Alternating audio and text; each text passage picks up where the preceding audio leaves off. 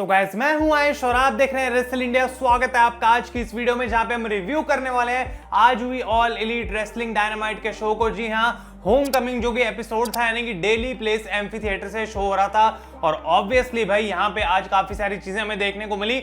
Show ऐसा भी नहीं था कि बहुत ज्यादा बढ़िया है, एक नॉर्मल शो था, लेकिन मेन इवेंट में हमें कुछ अच्छी चीजें देखने को मिली हैं। लेकिन रिव्यू को स्टार्ट करने से पहले मैं आपको ये बता दूं कि भाई AEW डायनामाइट अब इंडिया में भी जो है वो कंफर्म कर दिया यूरोस्पोर्ट ने कि लाइव आने वाली है। जी हाँ, तो 15 अगस्त का जो पहला शो होगा आई थिंक वो लाइव नहीं आएगा रैम्पेज का। उसके बाद से सारी डायनामाइट और सारे रैम्पेज, सारे पेपर व्यू, हर चीज यूरोस्पोर्ट पे लाइव आएगी। और टाइमिंग की जहां तक बात है गाइस, तो डायनामाइट की टाइमिंग वही सुबह 5:30 की रहेगी, रैम्पेज की टाइमिंग सैटरडेज को रहेगी 7:30 बजे और पेपर व्यूज ऑब्वियसली जैसे जैसे आएंगे उसकी टाइमिंग मैं आपको बताते रहूंगा। तो इंटरेस्टिंग न्यूज है और ट्वीट आप अभी स्क्रीन पे देख ही चुके हैं कि ये चीज गाइस यूरोस्पोर्ट ने ऑफिशियली अनाउंस कर दिया है। अगर और भी ज्यादा डिटेल्स आप जानना चाहते हैं इसकी तो लिंक दे दूंगा मैं डिस्क्रिप्शन में, उस वीडियो को आप जाके गाइस चेकआउट कर सकते हैं। तो शो स्टार्ट होता है गाइस क्रिस जेरिको के मैच से अगेंस्ट यूवेंटेड गेरेरा, जो कि उनके लेबर्स ऑफ जेरिको का पार्ट नंबर 3 था। और ऑब्वियसली ये MJF ने स्टिपुलेशन लगा रखी थी कि इस मैच को अगर क्रिस जेरिको को जीतना है तो सिर्फ टॉप रोप से कोई मूव करना पड़ेगा। तो इन दोनों के बीच में जो मैच देखने को मिला बैक एंड फोर्थ चल रहा था। ऐसा नहीं कहूंगा कि भाई मजा आ गया मैच को देख के या फिर बहुत ही कमाल का ओपनिंग मैच था, एक एवरेज मैच था मेरे हिसाब से। लेकिन एट द एंड देखने को मिलता है कि जेरिको एक जूडस इफेक्ट लगाते हैं और उनको याद आता है कि भाई इससे तो मैं मैच जीत नहीं सकता, तो वो टॉप रोप पे जाके एक और जूडस इफेक्ट लगाते हैं और उस तरीके से गाइस उन्होंने यहाँ पे विक्ट्री हासिल कर ली। लेकिन मैच के बाद वार्डलो आ जाते हैं यहाँ पे और अटैक कर देते हैं जेरिको को और MJF माइक लेके कहते हैं कि भाई जेरिको जो तुम्हारा पार्ट 4 होने वाला है, लेबर होने वाली है, वो होगा वार्डलो और स्टिपुलेशन इसमें होगी स्पेशल गेस्ट रेफरी की और वो रेफरी हूं मैं। तो यहाँ पे MJF रेफरी बन चुके हैं और वार्डलो के साथ जेरिको का मैच है। तो आखिर किस तरीके से जेरिको उसको जीतेंगे वो देखना इंटरेस्टिंग होगा, क्योंकि ऑब्वियसली आई थिंक जेरिको उस मैच को भी जीतेंगे और फिर 5th पार्ट को भी जीतेंगे ताकि MJF से उनका मैच हो सके AEW ऑल आउट के अंदर। तो इंटरेस्टिंग होगा देखना कि कैसे मैच की फिनिश होगी। लेकिन गाइस इस शो में आज अनाउंस किया गया। इसके बाद बैक स्टेज हमें दिखाया जा रहा है कि अभी भी अंड्राडे एल इडोलो जो है वो भाई लूचा ब्रदर्स को अपने साथ ज्वाइन करने के लिए बोल रहे हैं, लेकिन लूचा ब्रदर्स इसके लिए मना करी जा रहे हैं। तो देखेंगे क्या होता है। लेकिन पाक आज के शो पे गाइस नहीं थे, आई थिंक किसी वजह से उनका ट्रैवल जो है वो कैंसिल हो गया। लेकिन वो चीज उन्होंने स्टोरी लाइन में प्ले कर दी कि लूचा ब्रदर्स को ट्रैवल जो है वो अरेंज करके दिया अंड्राडे ने, लेकिन पाक के लिए उन्होंने वो चीज नहीं करी। इसके बाद हमें देखने को मिलता है गाइस कि बैक स्टेज होते हैं हैंगमैन एडम पेज और वो सॉरी बोलते हैं यहाँ पे डार्क ऑर्डर को कि लास्ट वीक हम अपना मैच हार गए और उसकी वजह से तुम्हें टैग टीम टाइटल्स की तरफ एक शॉट भी नहीं मिला। और यहाँ पे वो कहते हैं देखो भाई ये मेरी गलती और मुझे इसको अकेले सॉल्व करना है। तो डार्क ऑर्डर कहते हैं कि हम तुम्हें हेल्प करेंगे, लेकिन एडम पेज कहते हैं नहीं भाई इस चीज को मैं खुद ही सॉल्व करने वाला हूँ। और इविल उनो भी कहते हैं फिर ठीक है डार्क ऑर्डर को कि अगर भाई इसको बंदे को खुद काम करना है तो इसको करने देते हैं। और हैंगमैन पेज यहाँ पे कहते हैं कि for now I am done with the dark order. तो गाइस ये काफी इंटरेस्टिंग चीज थी।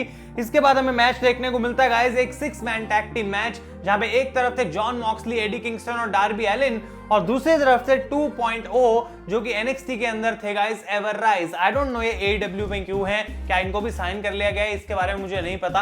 अगर किसी को पता है तो डेफिनेटली कमेंट्स में मुझे बताएं। लेकिन एवर राइज और साथ में इनके कोई डैनियल गार्सिया थे जिनके बारे में मुझे भी कोई खास नहीं पता था, क्योंकि मैं AEW डार्क नहीं देखता अगर ये वहां पे परफॉर्म करते हैं। तो यहाँ पे ऑब्वियसली बेबी फेस टीम को ही जीतना था गाइस और ये एक अच्छा मैच जरूर था। लेकिन at the end John Moxley अपनी टीम के लिए इस मैच को जीत जाते हैं। पहले वो पैराडाइम शिफ्ट लगाते हैं, उसके बाद डार्बी कॉफिन ड्रॉप लगा के पिन कर देते हैं यहाँ पे।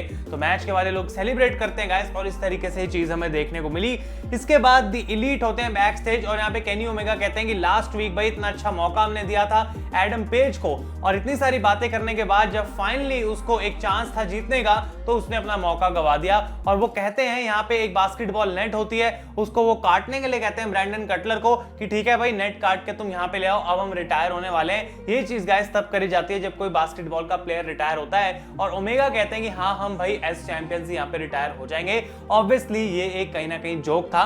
अगली चीज की हम बात करते हैं तो क्रिश्चियन केज का मैच होता है द ब्लेड के साथ। ये एक अच्छा मैच मुझे काफी लगा क्योंकि ब्लेड को काफी अपॉर्चुनिटी मिली, क्रिश्चियन केज ने कमबैक भी काफी सारे करे, लेकिन एट द एंड हमें देखने को मिलता है कि ब्लेड अपने बेयर नकल्स निकालने की कोशिश करते हैं जब तक बनी डिस्ट्रैक्ट करती है रेफरी को। लेकिन क्रिश्चियन केज यहाँ पे एक स्पीयर लगा देते हैं और इस मैच को उन्होंने जीत लिया। तो वो अभी भी ऑल एलीट रेसलिंग में अनडिफीटेड है और उनका एक और प्रोमो आज शो में देखने को मिला, उसके बारे में हम बात करेंगे।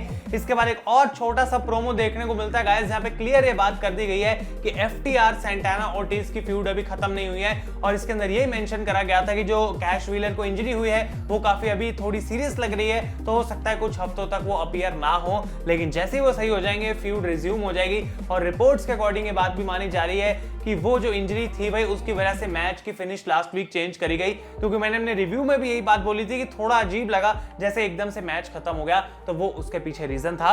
इसके बाद हम बात करें गाइस तो आ जाती है रिंग के अंदर ब्रिट बेकर और वो ऑब्वियसली बात कर रहे होते हैं अपनी चैंपियनशिप रेन के बारे में, लेकिन इनको कन्फ्रंट करने के लिए बाहर आ जाती है रेड वेलवेट और वो कहती है मैं वही सुपरस्टार नहीं रही जो कि पहले तुम्हारे साथ लड़ रही थी जब मैं एक नया टैलेंट थी, मैं बहुत इंप्रूव हो चुकी हूं और मेरे पास 7 कंसेक्यूटिव विंस हैं। और ब्रिट बेकर भी कहते हैं कि मैं वो रेसलर नहीं हूं जिसने पहले तुम्हें 3 मिनट में हरा दिया था, अब तो मैं वर्ल्ड चैंपियन हूं, तो सोच लो मैं और कितनी बढ़िया हो गई। तो रेड वेलवेट ने यहाँ पे चैलेंज कर दिया ब्रिट बेकर को guys for the AEW women's championship और ये मैच नेक्स्ट वीक के लिए ऑफिशियल कर दिया गया है, जो कि हमें AEW रैम्पेज में देखने को मिलेगा, उसके डेब्यू शो में, ना कि डायनामाइट पे। तो ये यहाँ पे हमें चीज देखने को मिली। और इसके बाद रेबल जो है वो पीछे से अटैक करने की कोशिश करती है क्रचेस से रेड वेलवेट को, वो उससे बचती है, लेकिन एट द एंड ब्रिट बेकर को यहाँ पे अपर हैंड मिलता है और उनको इस चीज में स्ट्रॉन्ग दिखाया गया। इसके बाद गाइस रिंग में आ जाते हैं एडम हैंगमैन पेज और वो एलीट को कॉल आउट करते हैं, तो एलीट सारी बाहर आ जाते हैं यहाँ पे और केनी ओमेगा बात कर रहे होते हैं हैंगमैन पेज के बारे में कि किस तरीके से तुम्हें वापस हमको ज्वाइन कर लेना चाहिए, क्योंकि इसके अलावा तुम्हारे पास कोई ऑप्शन नहीं है। तो हैंगमैन पेज यहाँ पे हंसते हैं और कहते हैं भाई वो आखिरी चीज है जो मैं करूंगा, वो तो मैंने सोचा भी नहीं है दूर दूर तक। तो यहाँ पे जो केनी ओमेगा है वो गुस्से में आ जाते हैं, काफी सारी बेइज्जती करनी स्टार्ट कर देते हैं और एकदम से हैंगमैन पेज अटैक कर देते हैं ओमेगा को, लेकिन ऑब्वियसली नंबर्स गेम उनके अगेंस्ट थी, तो यहाँ पे डिस्ट्रॉय कर दिया जाता है बुरे तरीके से हैंगमैन पेज को। डार्क ऑर्डर बाहर आती है, लेकिन स्टू ग्रेसन और इविल उनो रोकते हैं उनको कि भाई नहीं, हम उसकी हेल्प नहीं करेंगे और उसको जो चाहिए उसको मिलने दो। तो ऐसा लग रहा है गाइस कि कहीं ना कहीं डार्क ऑर्डर उतनी खुश नहीं है इस बात से कि हैंगमैन पेज अब उनको ऐसे छोड़कर चले गए हैं, लेकिन क्या ये सही में वो अभी फेस है या फिर वो उनके अगेंस्ट टर्न कर जाएंगे, वो देखना इंटरेस्टिंग रहेगा। और किसी रीजन की वजह से गाइस हमें एंगल देखने को मिला आज के डायनामाइट शो पे, जहां पे बुरे तरीके से डिस्ट्रॉय कर दिया गया था हैंगमैन पेज को। इसके बारे में हम बात करेंगे कि आखिर ऐसा क्यों हुआ। इसके बाद देखने को मिलता है TNT चैंपियनशिप का मैच, मीरो अगेंस्ट बिग शॉटी ली जॉनसन। और भाई मीरो को इतना ज्यादा स्ट्रॉन्ग दिखाया जा रहा है, मैं क्या ही बताऊं, मतलब शॉटी ली ने इतना कुछ करने की कोशिश करी, तब भी मीरो 1 पे किक आउट कर रहे हैं, 2 पे आराम से किक आउट कर रहे हैं, उनको कोई पूरे मैच में दिक्कत नहीं हुई एंड एट द एंड उन्होंने सबमिशन लगा के अपने इस मैच को जीत भी लिया। तो मीरो एस TNT चैंपियन इस समय काफी स्ट्रॉन्ग है। उनका अगला कंटेंडर कौन हो सकता है गाइस, उसके बारे में आप मुझे कमेंट्स में बताएं। इसके बाद बैक स्टेज होते हैं क्रिश्चियन केज और यहाँ पे आता है वो रीजन जिसकी मैं बात कर रहा हूँ, क्योंकि क्रिश्चियन केज अभी भी गाइस अनडिफीटेड है डायनामाइट में AEW के अंदर और वो अब नंबर 1 कंटेंडर बन चुके हैं फॉर द वर्ल्ड चैंपियनशिप।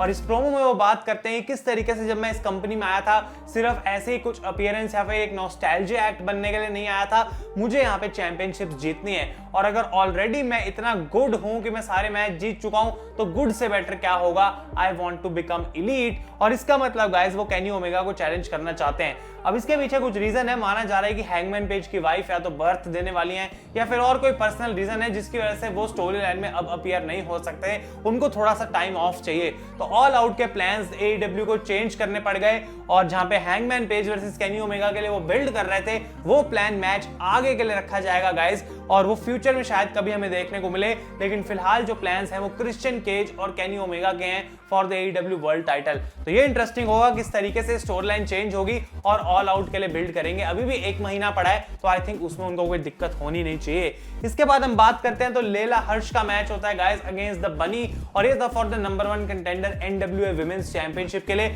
सच बताऊं तो कुछ खास मेरा इसके अंदर भी इंटरेस्ट नहीं था, लेकिन लेला हर्ष इस मैच को जीत गई और मैच के बाद कमील जो कि इस समय पे NWA वर्ल्ड चैंपियन है, वो आती है रिंग के अंदर कन्फ्रंट करने के लेला हर्ष को और गाइस इनके बीच में ये चीज हमें देखने को मिली। और फाइनली शो का जो मेन इवेंट था जिस मैच के लिए काफी लोग वेट कर रहे थे, वो था मैलाकाई ब्लैक अगेंस्ट कोडी रोड्स। और यहाँ पे गाइस आई थिंक कि ये किसी ने एक्सपेक्ट नहीं करा था।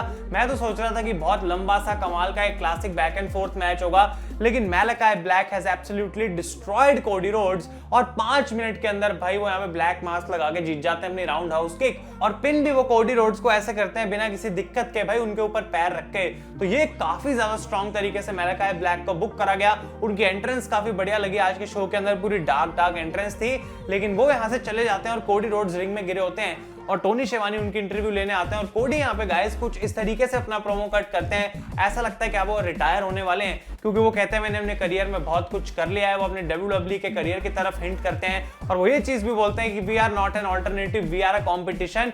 और ये कहीं ना कहीं उस तरीके से एक सार्केज्म रिप्लाई था जो कि विंस मैकमैन ने अभी रिसेंटली कमेंट्स अपने करे थे कि AEW को हम कंपटीशन नहीं समझते।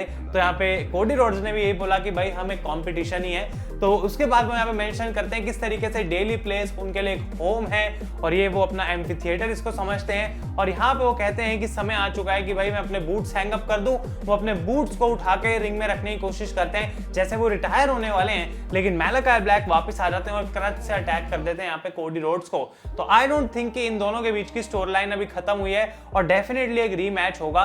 लेकिन 5 मिनट में कोडी रोड्स हार गए, उसके बाद क्या रीमैच रियलिस्टिक लगेगा उसके बारे में गाइस थोड़े बहुत मेरे डाउट्स हैं। लेकिन रिटायरमेंट वाला ये एंगल क्यों करा गया, क्या उसके पीछे रीजन था, थोड़ी सी और एक्सप्लेनेशन AEW को देनी पड़ेगी क्योंकि उतनी क्लैरिटी इस चीज पे नहीं मिल पाई। तो ये था गाइस आज का डायनामाइट का शो और ओवरऑल मैं बात करूं तो आई थिंक बहुत ज्यादा एवरेज शो था। मेन इवेंट ठीक था लेकिन उसके अलावा सब कुछ ही मुझे काफी प्लेन लगा।